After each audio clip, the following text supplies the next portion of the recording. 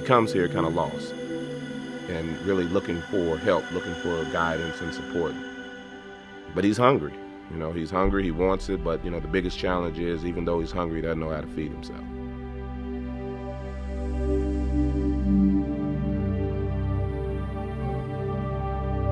I tell my students, you have given your family freedom to know that it's possible in this family to be a success in college. And to me, that is exciting.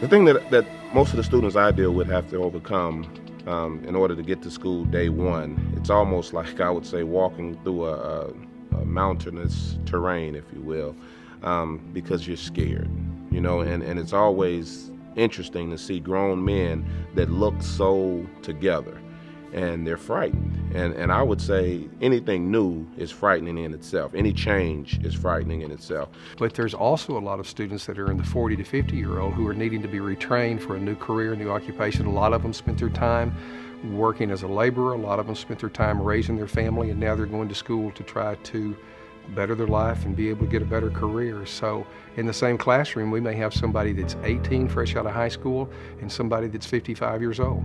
He's kind of trying to figure out stuff that he didn't have parents or people to help show him. Doesn't have an older sibling. He's a first generation college student.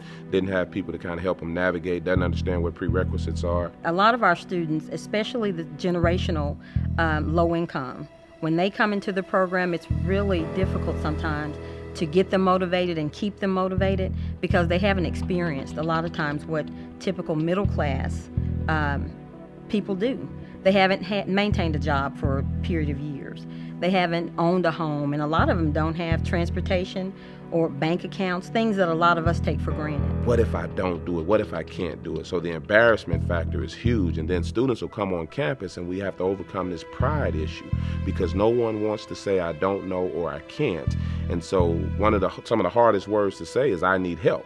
If you've never had to use public transportation, you don't know that if somebody lives 10 miles from Pulaski Tech, that if they're taking the city bus, it literally takes them over an hour to get here. I had a student a few semesters ago. She lived way over in Little Rock. She had to take 2 buses to get to class. It took her 2 hours one way to get from Little Rock to Pulaski Tech. Even seeing the bus has a different meaning for me now.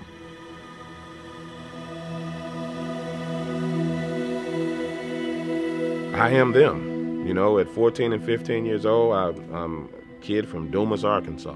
You know, so down in the Delta, and you know, it wasn't a whole lot of resources. There wasn't a lot of folks reaching out, you know, to us. A lot of the academic stuff that I got was because I was an athlete. My background was in the business world and in consulting, and then I came to Pulaski Tech after I'd sold a little company.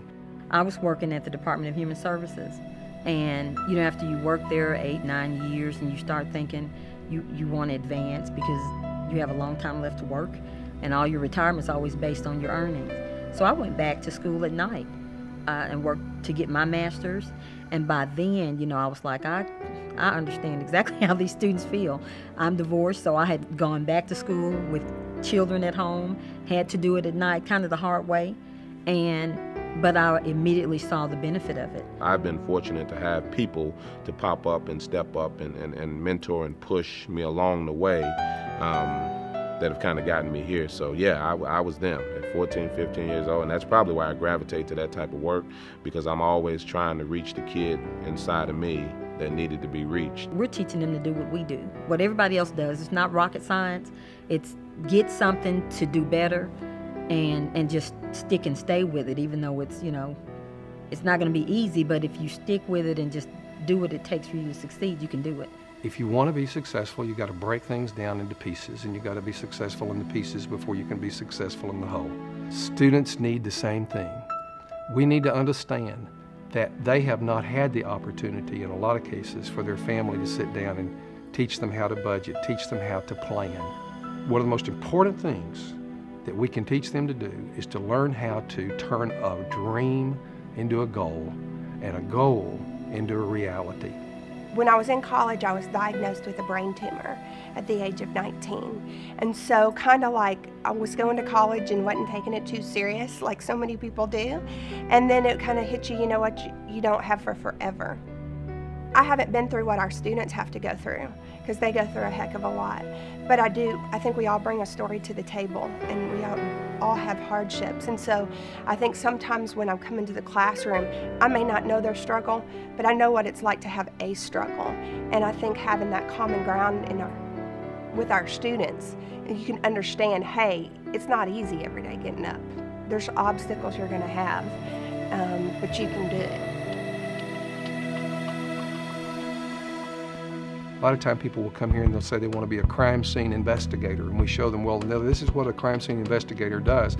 Do you like math? Do you like science? And they say, oh, no, I don't like blood. I don't like any of that. We said, well, maybe what you really want to do is be an actor or an actress. It's my job to create an environment where you feel comfortable. So I might not jump right in and start talking about grades or college success or anything like that. We might spend time just talking about you, your life, you know, what's going on, or me in my life. A lot of times, you know, guys want to know what I do and how I got here and that type of thing. And so ultimately it's building that relationship first. My son said one day, he said, Dad, I like how your words change lives.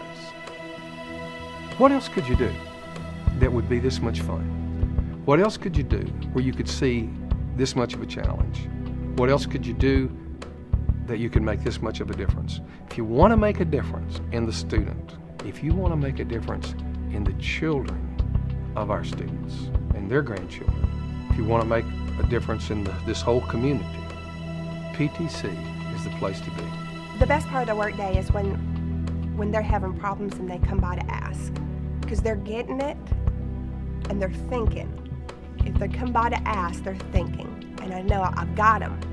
Grown men are coming to you for advice, and the fact, not so much the fact that they're coming to me for advice, but the fact that they want advice is really something that's empowering, and it's really special for me. So I have great days. We as educators only have one shot at with most of these students. We have got to partner, and we have got to do it right the first time, because that may be the only opportunity we get to impact that person's life.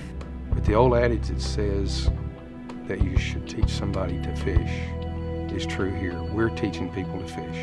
Our students go from dependency to independency. Our students go from being on the dole to being in a position of paying taxes.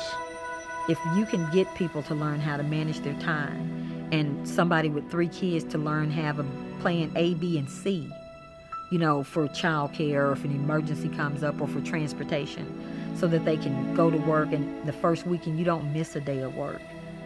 It's that kind of thing that I think is the most important. One of the huge things that's such a surprise is that when we do our budget for the future, some of our students can't believe that there's going to come a day in their life they're not going to need food stamps anymore. This is a place where you have it. You have so many people that are trying so hard to lift up so many other people. And then you have so many of those folks who are coming to be lifted up. They're coming for the help. And so it's a great meeting space for all of that. We are a family at PTC. That's not flippantly said. We are a family. Cry with them when they need to cry. Rejoice with them when they're ready to rejoice. And celebrate with them as they succeed.